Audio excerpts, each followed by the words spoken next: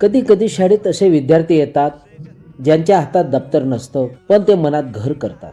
आमच्या जिल्हा परिषद प्राथमिक शाळा पेंडकेवाडी येथे रोज सकाळी एक पाहुणा येतो. तो कुठलाही गणवेश घालत नाही, त्याच्या हातात दप्तर नसतं, पण तो वेळेवर येतो आणि आमच्या हृदयात घर करतो. तो म्हणजे आमचा लाडका लांडी. लांडी रोज आमच्या सोबत शाळेत येतो आणि शाळा सुटली की आमच्या सोबतच घरी परततो. जणू शाळेच्या घंटेबरोबरच त्याचाही दिवस सुरू होतो आणि आमच्या सोबतच दिवस संपतो.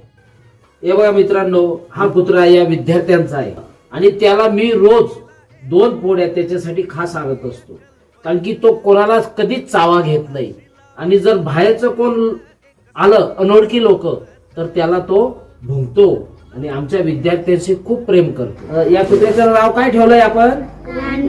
लांडी कुत्रा आहे. त्याची शेपूट लहानपणापासून कोणीतरी कापली म्हणून या कुत्र्याचं नाव काय आहे? लांडी कधीही कुणावर भुंकत नाही. तो मुलांसोबत शांतपणे बसतो. मुलं त्याच्याशी बोलतात, गप्पा मारतात, त्याच्या डोक्यावरून हात फिरवतात.